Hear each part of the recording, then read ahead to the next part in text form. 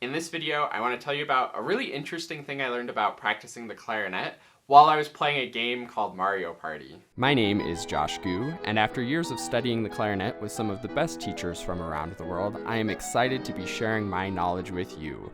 So go to QuickStartClarinet.com or check the description on this video to see all of the wonderful resources I have to help you reach your clarinet dreams.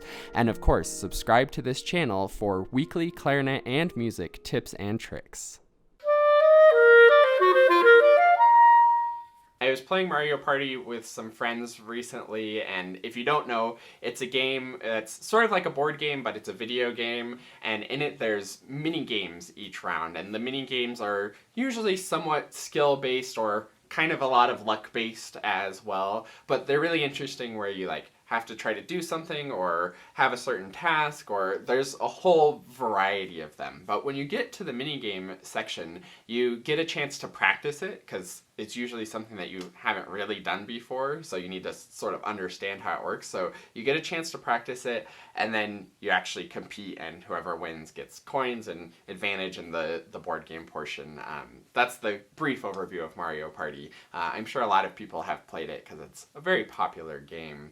But when I was playing with my friends recently, I discovered some interesting things that are related to what I've learned practicing as a clarinetist that gave me an advantage at the game, and also some things I noticed playing the game that I think can be carried over to clarinet. So basically from this video you're going to get better at clarinet, which is great, but you're also going to get better at Mario Party, so that's cool too. So what I learned is that in these mini games when you're practicing, I could use the same ideas of deliberate practice that I've learned in my clarinet playing to actually get better more quickly at these little mini games. So I was able to win more of them and then win the game eventually, which I think I won at least one of them. It's so random. It's you can be in the lead and then lose. It's a really fun game if you haven't tried it, but it was a great time. Anyways, back to the deliberate practice and how I use that. So the key with deliberate practice is it's about getting creative about getting the results that you're going for and sort of peeling back the layers so you can get more deeply into whatever you're practicing, whether it's a video game, clarinet, studying for school. Deliberate practice applies to all of those things. So what I was doing as I was practicing these mini games was I wasn't just throwing myself at it and trying to do it and just see what happens.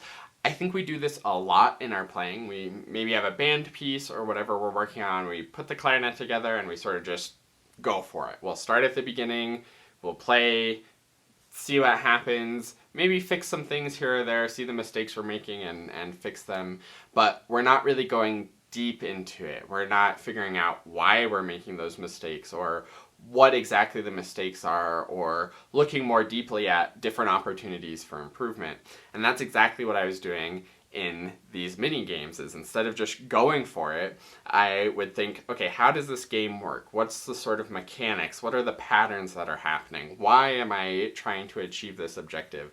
What can I do differently? What strategies of how I press the buttons or things like that? How can I sort of maximize all of the little variables and mechanics of the game? And that's how you get better at it. And of course, I didn't win every single mini game. I wasn't that good at it. But I think it did give me a bit of an advantage because I was going a little bit deeper in the practice phase before we got into the real thing. And I think that's what we want to be doing in our practice as well, is going deeper into those variables. So don't just say, okay, I played through it and I think it was good enough. You have to go in and say, okay, what can I do better? What's the sort of deeper level to this, or deeper layer? How can you explore the music further? Say you played through it, it was fine, but did you play it with a metronome so you know that the rhythm was really precise and accurate and at the tempo that you're going for? Yeah, maybe you didn't play any wrong notes. That's awesome. But how confident are you that you're never going to play a wrong note? Can you do more analysis of what are the notes actually? What key am I playing in? Why is this accidental there? This is a great tip and secret. If you know why an accidental is there. For example, you're in a minor key and you have a sharp that's the leading tone of the key. It's going to make it so much easier to get that accidental consistently, because you already know that if you're playing in A minor, there's probably going to be a lot of G sharps, and you know why there's G sharps there rather than being caught off guard. So that's a way you can go deeper with the notes. You can go deeper with style things almost endlessly. Ask yourself all these phrasing things. Why is there a crescendo there? Where is the peak of the crescendo? It's not always where the hairpin stops is the peak. It should be that way, but composers are sometimes a little bit unclear, and you have to do a little bit of digging to figure out why am I leading to that note? What note am I actually leading to?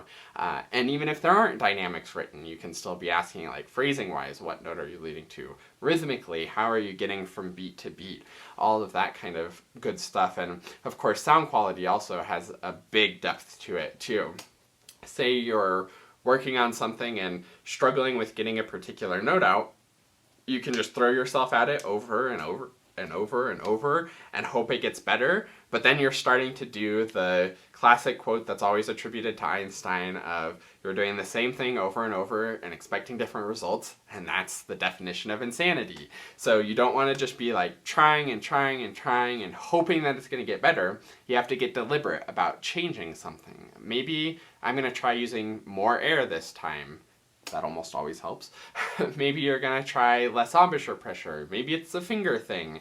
And when you're really deliberate about going after those more specific variables, then it makes it so much easier to really get the hang of it and get it. And that's true for everything in life. You can deliberate practice just about anything that you're working on, whether it's a speech, an essay, your clarinet, other music things, video games, board games, card games, anything that there is. You can do this kind of deliberate practice where you really look at what's going on and really dive deep into the variables so that you can figure out what you need to adjust and what you need to fix to get it. So hopefully this was helpful and gave you some ideas about improving your Mario Party game and also your clarinet and music game too. I think that's what I'm here for. But I think this is an interesting idea to try to apply deliberate practicing to everything you do, and was sort of a fun story in my life where I used my clarinet skills to